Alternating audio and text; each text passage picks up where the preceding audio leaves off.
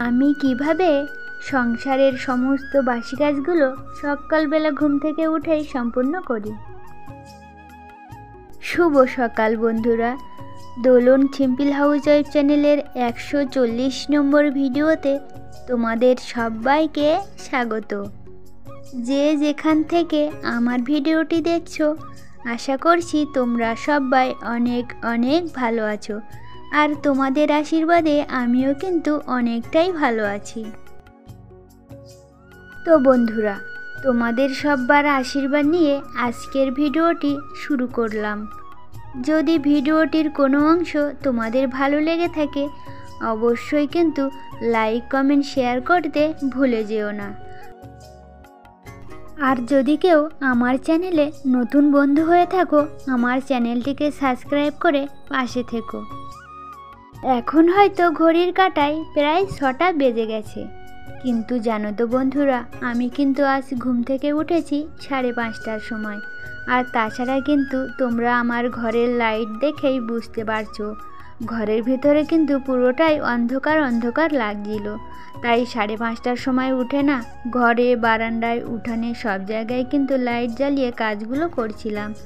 আর তাছাড়া কি জানো তো বন্ধুরা, আজকে না চারিদিকটা কুয়াশা যেমন পড়েছে আর তেমন ঠান্ডা, বাইরে তো বেরোতেই ভালো লাগছে না। আর আগে তো তোমাদের দাদা ভাই 8টার সময় কাজে বের হতো, তার জন্যই কিন্তু আমি রাতের বেলা বাসনগুলো মেজে রাখতাম। আর এখন তো 9:30টার সময় বের হয়, তার জন্যই কিন্তু বাসন আর মেজে রাখা হয় না, তার জন্যই সকালবেলা বাসনগুলো মেজে নিতে হয়। আর তাছাড়া কি জানো তো বন্ধুরা, রাতের বেলা বাসনগুলো মাজি না বলে তাই কিন্তু এখন একটু শরীরটা ঠিক আছে। আর ওই যে রাতের বেলা বাসন মেজে রাখতাম, তার জন্যই কিন্তু আমার ভীষণ ঠান্ডা লেগেছিল জানো তো বন্ধুরা। আর তখন কিন্তু আমি অনেকবার ডাক্তার দেখানোর পরেই কিন্তু পুরোপুরি সুস্থ হয়েছিলাম। তো যাই হোক বন্ধুরা, সকালবেলা ঘুম থেকে উঠেই কিন্তু আগে ওই যে দুয়ারে জল দেওয়া, উঠোনে ছড়া দেওয়া। আর কি জানো তো, আমাদের এখানে তো গোবর পাওয়া যায় না তেমন, তার জন্যই কিন্তু শুধু জল দিয়েই উঠোনটাতে ছড়া দিয়েছি। আর ওই ঘরের দুয়ারেও জল দিয়ে মুছে দিয়েছি। আর তারপরেই কিন্তু এ ঘরে যে কটা দুয়ার ছিল সব দুয়ারেই কিন্তু জল দিয়ে মুছে নিয়েছি। তারপর ওই যে ঘর ঝাঁট দেওয়া, উঠোন ঝাঁট দেওয়া সবই কিছু করে নিয়েছি। আর তার চেয়ে কি জানো তো বন্ধুরা, ঘরে এঁটো বাসন ছিল সেগুলো কিন্তু সবার আগে কলপাড়ে রেখে এসেছিলাম। আর তোমাদের সাথে একটা কথা বলা হয়নি, আজ কিন্তু শনিবারের ব্লগটি তোমাদের সাথে শেয়ার করছি। এদিকে তোমাদের দাদাভাই আর আমার মেয়ে কিন্তু এখনও ঘুমোচ্ছে। ছেলেকে ডেকে দিয়েছিলাম বই পড়ার জন্য, তো ও কিন্তু যথারীতি বই নিয়ে বসে গেছে। আর এদিকে ওই যে 100 টাকার মাছ কিনেছিলাম, সেই মাছটাই একটু ভেজে নিচ্ছি। আর সবজিগুলো কেটেছিলাম, পুঁই শাক, আলু, বিট, সিম, সেগুলোই দিয়ে রান্নাটা করব। আর জানো তো বন্ধুরা, বাইরের কাজগুলো সেরে নিয়ে ভাতটা বসিয়েছিলাম, তো সবজিগুলো কাটতে কাটতেই আমার ভাতটা কিন্তু হয়ে গেছে। আর তোমাদের তো বলেছিলাম যে শনি মঙ্গলবার কিন্তু আমরা না বেগুনটাই পোড়া খাই। তো সকালবেলা এটা করলে একটা রান্নার ঝামেলাও মিটে যায় আর তাড়াতাড়িও কিন্তু হয়ে যায়। তার জন্যই আমি আজকে শনিবার বলে বেগুনের মধ্যে রসুন ভরে নিয়েছিলাম। আর এখন একটু ভালো করে সর্ষের তেল লাগিয়ে আগুনে পুড়িয়ে নিচ্ছি। আর এটা খেতে কিন্তু খুব টেস্টি হয় জানো তো বন্ধুরা। আর এই রসুনগুলো তো শরীরটাকে গরম করে দেয়, আর শীতকালেই কিন্তু রসুন সেদ্ধ খুব ভালো লাগে, সেটা খেলে তোমাদের শরীরেও অনেক উপকার হয়। আর এইভাবে বেগুন পুড়িয়ে খেলে খুব কিন্তু টেস্টি হয়। তো যাই হোক, তোমাদের সাথে কথা বলতে বলতে আমার বেগুনটাও কিন্তু পোড়ানো হয়ে গেছে। আর এদিকে সবজিটাও রান্না বসিয়ে দিয়েছি।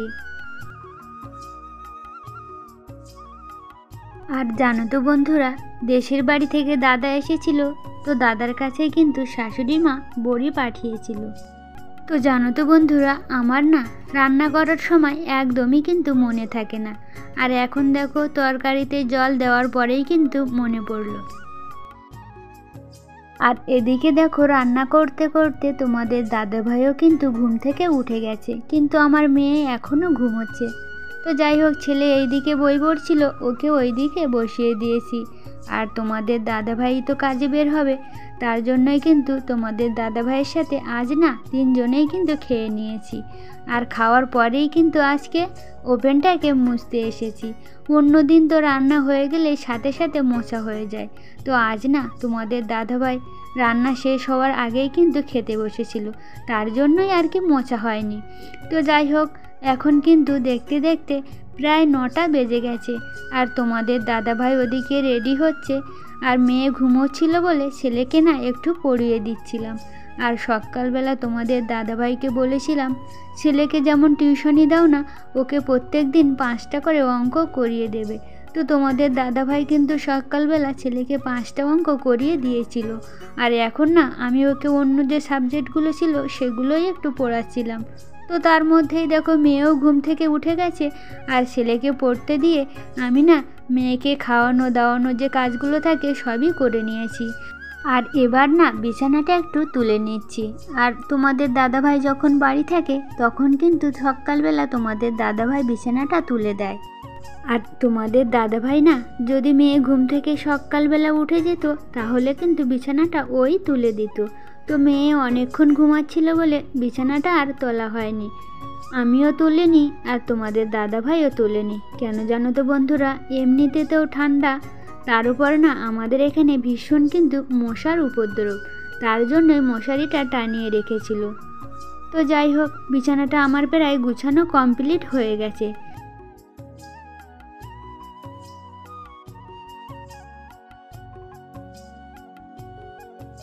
বন্ধুরা, তারপর কিন্তু অনেক সময় পার করা হয়ে গেছে। পার করা বলতে এতক্ষণে আমি আমার অন্যান্য কাজগুলো করেছিলাম। অফ ক্যামেরাতেই আমি কিন্তু পুরো ঘরটাকে মুছে নিয়েছি। ঘরের ভিতর, সাইডের এপাশের ঘরটাও মুছেছি, রান্নাঘরটাও মুছে নিয়েছি, এদিকে বাইরেটাও কিন্তু মোছা হয়ে গেছে। আর তাছাড়া কি জানো তো বন্ধুরা, ফোনে একদমই চার্জ ছিল না, তাই আর ভিডিও করতে পারিনি। আর এদিকে দেখো ফুল গাছ লাগিয়েছিলাম, ভালোই বড় বড় কিন্তু ফুলগুলো হয়েছিল।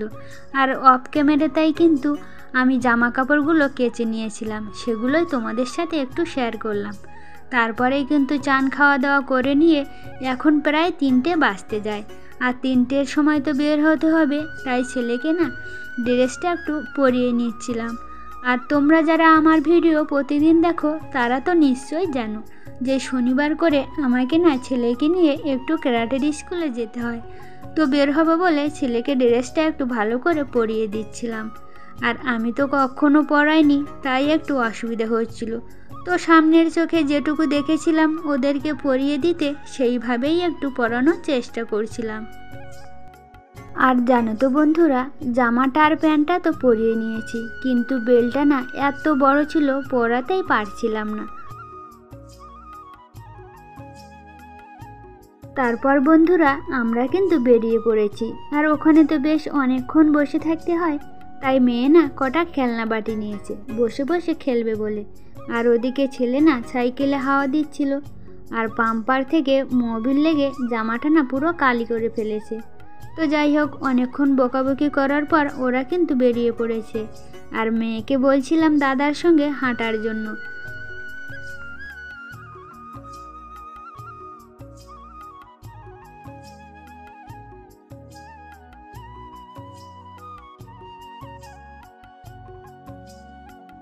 তো বন্ধুরা, কিছুক্ষণের মধ্যে আমরা কিন্তু মাঠেও চলে এসেছি।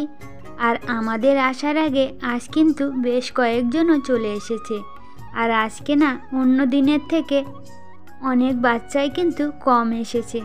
তো যাই হোক বন্ধুরা, কিছুক্ষণ অপেক্ষা করার পর স্যারও কিন্তু চলে এসেছিল, আর আরও কিছু বাচ্চাও চলে এসেছে। আর ওদেরকে না মাঠে নিয়ে গিয়ে স্যারেরা একটু লাইন করে সাজিয়ে দিচ্ছিল। আর তার মধ্যে এদিক দিয়ে দেখো 2জন পরে এসেছে বলে ওরাও কিন্তু মাঠে চলে এসেছে। আর কি জানো তো বন্ধুরা, আমার মেয়েকে না সেই তো সারা সপ্তাহটাই কিন্তু ঘরের মধ্যে বসিয়ে রাখি।